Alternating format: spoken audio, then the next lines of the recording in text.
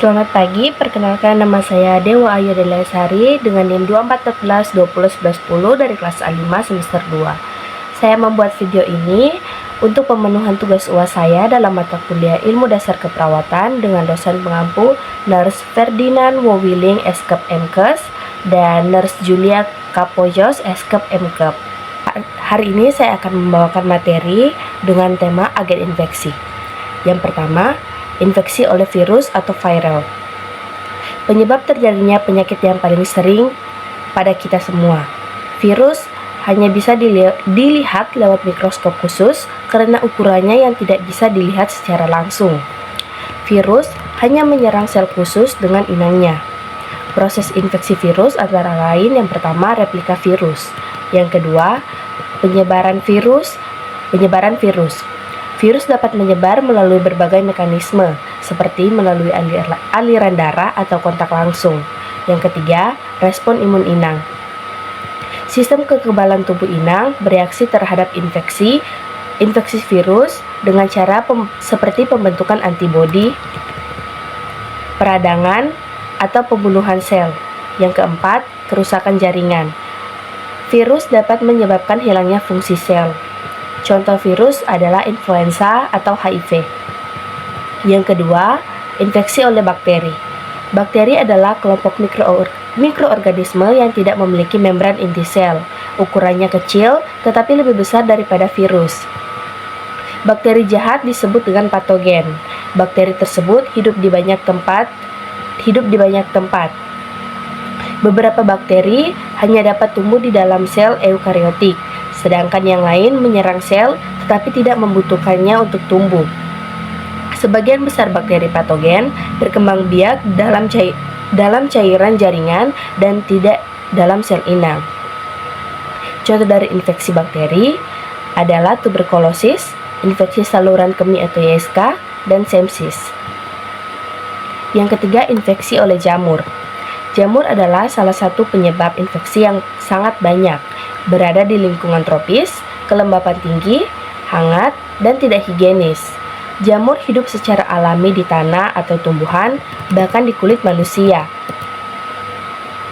Jamur dapat menyebar melalui darah, cairan tubuh, serta jaringan.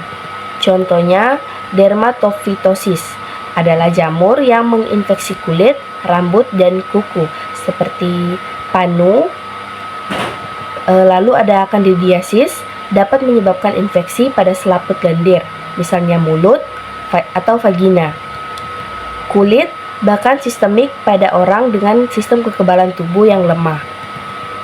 Yang keempat, infeksi oleh parasit. Parasit adalah organisme yang hidup pada atau di dalam makhluk hidup lain atau inang dengan menyerap nutrisi tanpa memberikan bantuan atau manfaat pada inang. Parasit dapat mengganggu fungsi tubuh inang, seperti fungsi pencernaan, jantung, sistem saraf, dan ginjal. Parasit dapat menghindari respon imun inang melalui berbagai mekanisme, seperti penyembunyian antigenik, pemblokiran antibodi, atau hidup di dalam sel. Contoh penyakitnya adalah malaria. Mekanisme penularan disebut transmisi penularan infeksi. Dibedakan menjadi 4, yakni yang pertama ada transmisi fekal oral, penularan lewat mulut atau anus. Yang kedua, transmisi airborne, penularan lewat saluran pernafasan atau udara. Yang ketiga, transmisif, penularan lewat sirkulasi darah. Yang keempat, kontak langsung dengan objek atau lingkungan. Selanjutnya ada transmisi penyebaran dari satu orang ke orang lain, dibagi menjadi 3. Yang pertama, ekskresi atau pengeluaran dari individu yang terinfeksi. Yang kedua, keberadaan di lingkungan infeksi. Yang ketiga, masuknya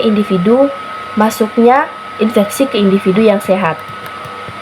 Selanjutnya ada transmisi penyebaran di lingkungan. Yang pertama ada lewat udara, yang kedua ada air, yang ketiga ada makanan, yang keempat ada tanah, yang kelima ada peralatan, dan yang terakhir ada arthropoda atau agen hidup. Sekian pemaparan materi dari saya. Mohon maaf jika ada kesalahan kata. Saya harap materi yang saya bawakan hari ini dapat bermanfaat bagi kita semua. Saya selaku mahasiswi dari Universitas Pembangunan Indonesia Manado mengajak adik-adik atau teman-teman yang masih bingung untuk kuliah di mana untuk mendaftar di Universitas Pembangunan Indonesia Manado. Karena Universitas Pembangunan Indonesia Manado memiliki beberapa jurusan seperti ilmu keperawatan, teknik, sastra, pertanian, dan lain-lain. Universitas Pembangunan Indonesia Manado juga sudah terakreditasi baik, dilengkapi dengan beberapa fasilitas seperti lab untuk Fakultas Keperawatan maupun lab untuk Fakultas Teknik. Ada juga perpustakaan. Ada juga beberapa mahasiswa yang mendapatkan kesempatan untuk belajar di luar negeri selama 1 semester yakni 6 bulan. Ada juga untuk kakak-kakak yang D3 yang lulusan dari D3 ingin melanjutkan ke S1 atau profesi nurse. Universitas Pembangunan Indonesia Manado menyediakan pendidikan tersebut. Pendidikan lanjutan untuk kakak-kakak yang ingin melanjutkan perkuliahan. Sekian dari saya. Mohon maaf bila ada kesalahan kata. Terima kasih.